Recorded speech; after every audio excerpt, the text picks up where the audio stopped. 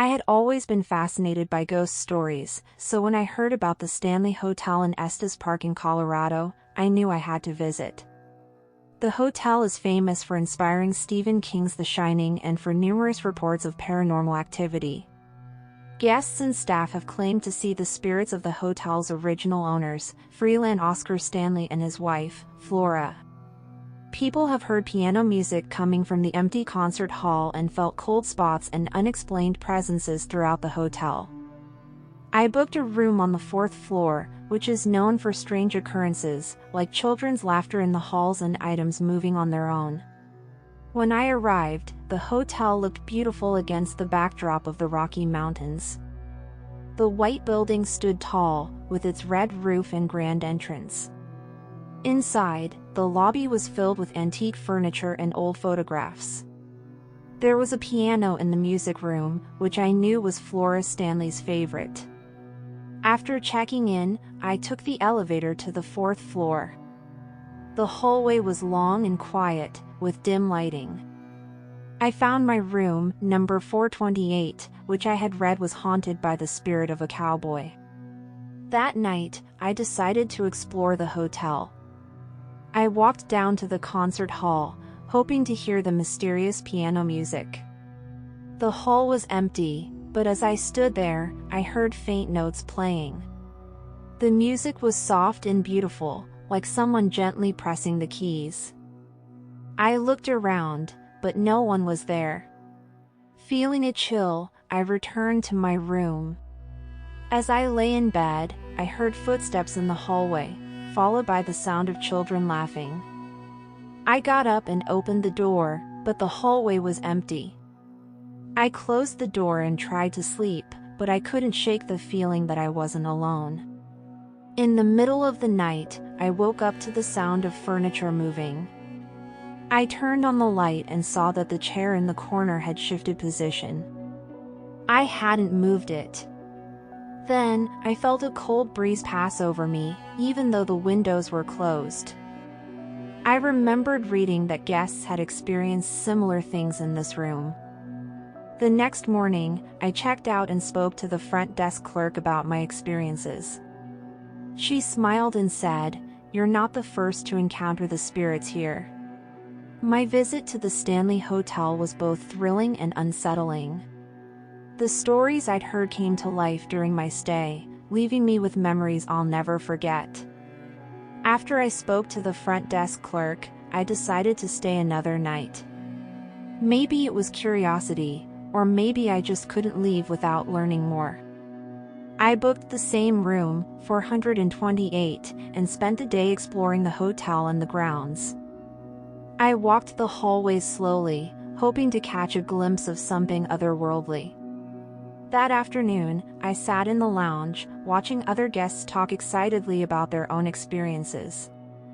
One couple had claimed to see Mr. Stanley himself in the lobby, standing near the fireplace with a proud but distant look on his face. Another guest, a man with tired eyes, swore he'd heard a woman humming near the piano when no one was around. It was starting to get dark, and I decided to head to the concert hall again. The place felt heavy, like the air itself was thicker inside. I stood at the edge of the stage, listening. At first, there was only silence. Then, faint but clear, I heard the notes of a piano. They were slow, each note hanging in the air a little too long. It was Flora's music, I was sure of it. I stepped closer. My heart was pounding, and I felt a coldness on my skin that I couldn't explain. The piano was old and grand, its keys yellowed with age. But no one was playing it. I leaned in, almost hoping to see Flora sitting there, but the bench was empty. Still, the music kept playing. Suddenly, the notes stopped. The air felt like it had dropped 10 degrees, and I could see my breath in front of me. I spun around, half expecting to see someone behind me, but the hall was empty. I hurried back to my room, but even there, I couldn't escape the feeling that someone was always just out of sight. I tried to calm myself down. "It's just an old hotel," I whispered. "Old places make old sounds." But deep down, I didn't believe it. That night, I left the bathroom light on. I needed a little comfort in the darkness. As I lay in bed, I listened to the sounds around me. The wind outside, the creaks of the old building. But then there was something else, a low voice. It was a man's voice, deep and soft, whispering my name. "David," it said. I bolted upright. "Who's there?" I demanded. The voice fell silent. I jumped out of bed and checked the room, empty. I checked the hallway, nothing. I even checked under the bed and in the closet like I used to do as a kid, but there was no one there. I sat back on the bed, my hands trembling. I didn't feel alone. I felt like I was being watched. The air was cold again, and I could almost see a shape in the darkness, a tall man standing by the door. But when I blinked, he was gone. I didn't sleep much that night. The next morning, I decided to walk around the hotel grounds to clear my head. The sun was bright, and it felt safer outside. I followed a path that led me around the back of the hotel to a small garden. It was quiet there, with benches and flowers, and for a moment, I felt at peace. Then I heard it again, piano music drifting through the air. It was coming from an open window on the second floor. I stared up at the window, but no one was there. The curtains moved like someone had just left. I went back inside, determined to find out who, or what, was playing that music. I climbed the grand staircase and followed the sound to the music room. The piano was there, but no one was playing it. The keys were still moving though, as if invisible fingers were pressing them down one by one. "Flora?" I whispered. "Is that you?" The keys stopped. The room went still. I felt a presence behind me. I turned, but the room was empty. My heart was hammering so hard I could barely breathe. I backed out of the room, closing the door softly behind me. As I did, I heard a woman's laughter, light, almost playful. It sent shivers down my spine. I didn't know what to do. Part of me wanted to run, to leave the hotel and never come back. But another part of me was drawn to it, like it was calling me. That night, I went to bed early, hoping to sleep through the night without any more encounters. But sleep didn't come easy. Around midnight, I felt the sheets move, like someone had sat on the edge of the bed. I opened my eyes, but no one was there. I could feel the weight though, pressing down on the mattress.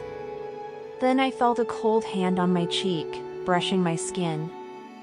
I flinched, trying to pull away, but there was no one there. I couldn't breathe. I felt trapped, like the room itself was closing in on me. I wanted to scream, but no sound came out. Then, just as suddenly as it started, it was gone. The room was still, the air was warm again. I got up and packed my things. I couldn't stay another night. As I left the room, I glanced back one last time. I thought I saw a figure standing by the window, a tall man with a mustache, dressed in an old-fashioned suit. He looked sad, like he was waiting for someone who would never come. I turned and hurried down the hall, not daring to look back again. When I reached the lobby, I saw the night clerk at the front desk. She looked at me knowingly and said, "Did you see him?" I nodded. I couldn't find the words to describe what I'd seen and felt. "You're not alone," she said. "Many guests have seen Mr. Stanley and his wife. They love this place. They never really left. I left the Stanley Hotel that morning with a heavy heart. I had come looking for ghosts, and I had found them. But more than that, I had found something I couldn't explain, a connection to the past that felt all too real. Even now, when I close my eyes, I can still hear the piano music and feel that cold touch on my skin. I don't know if I'll ever go back, but a part of me knows that the spirits of the Stanley Hotel will always be with me.